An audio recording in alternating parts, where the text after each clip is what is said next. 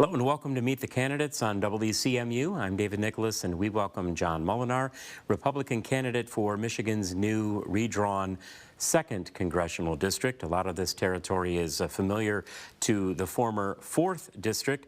All or portions of Manistee, Wexford, Mason, Lake, Osceola, Clare, Gladwin, Oceana, Newaygo, Mecosta, Isabella, Muskegon, Montcalm, Gratiot, Ionia, Barry, and Ottawa counties. Thanks very much for taking the time to talk with us. 20 in total, so good work. Now, a lot of territory to cover. In our first moment or so, a little bit of background information on you and the experience you bring to the campaign. Well, first of all, it's an honor to be with you, and it's been a privilege to serve Michigan's 4th Congressional District, and I'm asking voters to re-elect me in the new 2nd Congressional District. I've represented about half of the district before, but with redistricting, all the lines changed, and everybody's getting used to new lines for their own, who they're voting for and in which district. And, you know, I've been fortunate to have worked in the private sector, first as a chemist, then in business development. I've been a charter school administrator, and also have served in local, state, and now the federal government. And I believe that experience is going to help me because our country is going on the wrong track and we need to move in a new direction, and I'm excited to be part of that, helping our country move forward. You noted that half of the district you're seeking to represent now was part of what you have been representing prior to this. So in that new area, and even with the voters that are familiar with you, talking with them and your perception, what are the top, maybe say 1, 2, or 3 issues you find in this campaign?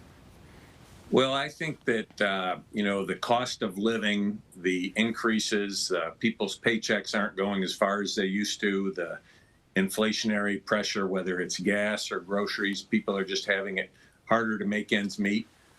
People want to know that their rights are being protected, you know, the Second Amendment.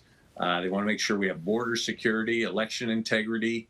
All those are priorities. People want to make sure that parents have a say in their children's education. So I've heard that message loud and clear. The new 2nd District is a strong agricultural district. It's a rural district. And one of the things that I've been working on and going to continue to work on is access to the internet. Rural broadband is a huge priority for the new 2nd Congressional District. How much of that district then is still in need? And we know of infrastructure spending plans that have already been put in motion. How much of that is right now targeted for broadband, and specifically targeted for broadband access here in Michigan to be able to better serve that district you are running for? Well, a lot of it, you know, there are funds available. For instance, I was just recently in Wexford County, near Cadillac, and they were having a build out where over the next year they're going to be building fiber out. This is actually funding that, you know, was granted a couple of years ago, but it takes time to process all of that. It takes time to, you know, have the workforce to build it out. And so there's funding available. We're going to work on more funding in the Farm Bill coming up. There's funding through the FCC, but it just takes time. One of the things I've also worked on in the interim is a tax credit that would benefit directly the consumers, that could get a one-time tax credit to offset some equipment for a mobile hotspot or a signal booster that would enable them to access, you know, satellite technologies, for example, or other wireless technologies. So I think it's a combination that we're providing funding. It takes time to build out, especially to the more remote areas.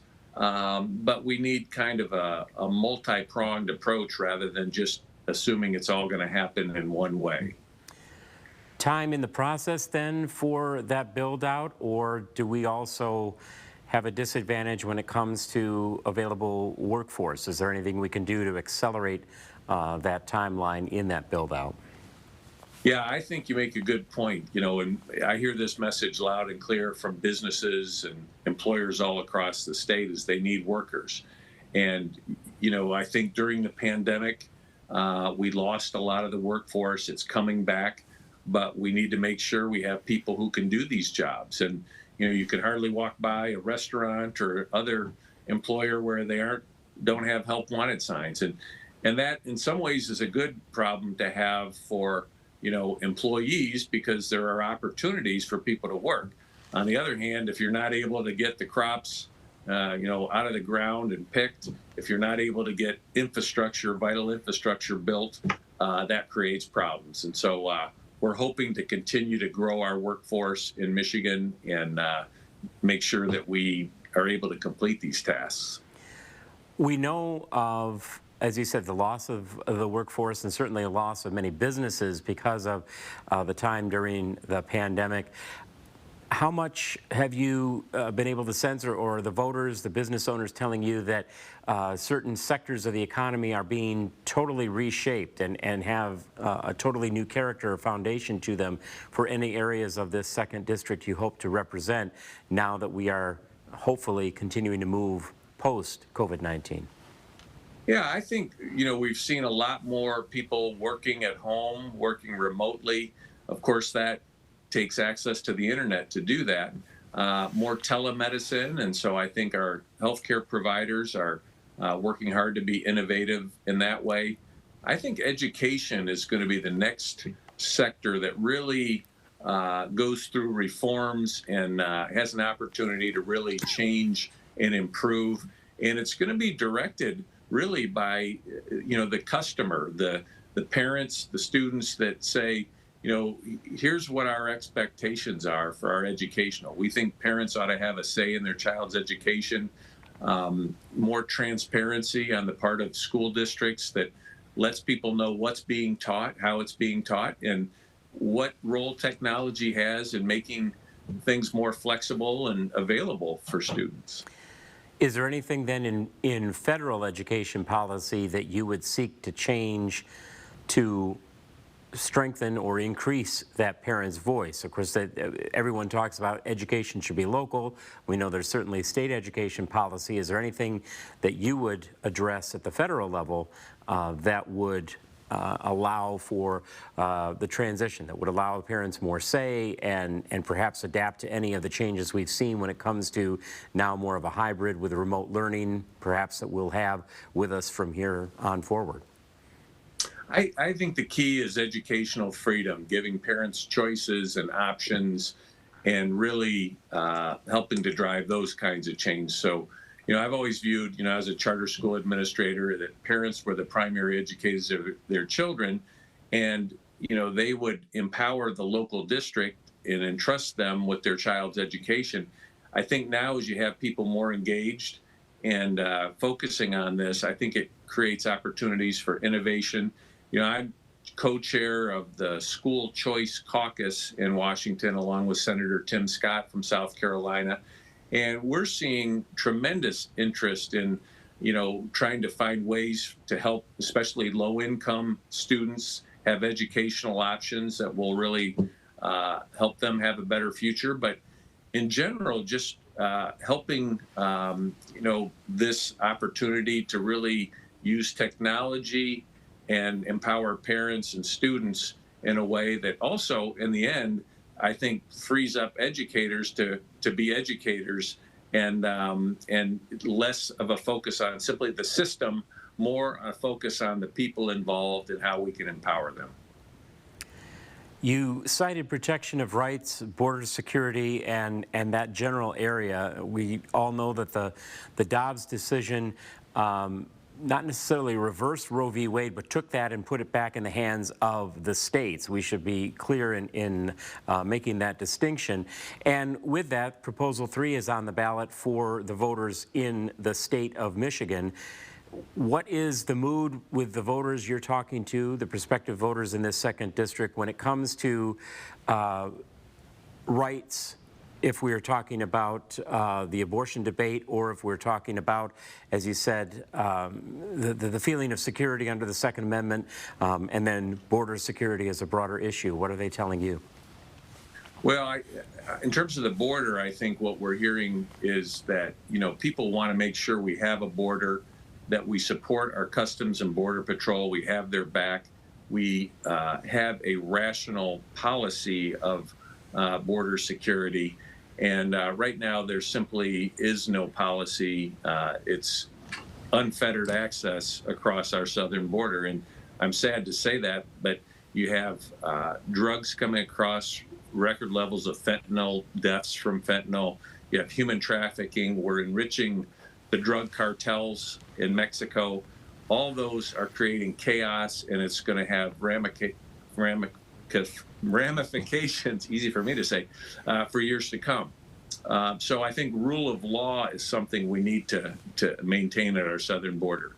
When it comes to the issue of life and Proposal 3, I think what I'm hearing from people is that Proposal 3 is perhaps the most extreme proposal anywhere in the country, and it would put in our Constitution, prohibitions on parental consent when it comes to abortion. It would put prohibitions on, late-term abortions. People, I think, find that very extreme. It's confusing because you're also really taking away parents' rights of knowing what's happening with their child. I mean, you can have surgeries and parents wouldn't even know about that because it would be considered up to a young child to make those decisions. So to me, it's a terrible proposal. I think the more people find out about it, the more concerned they are.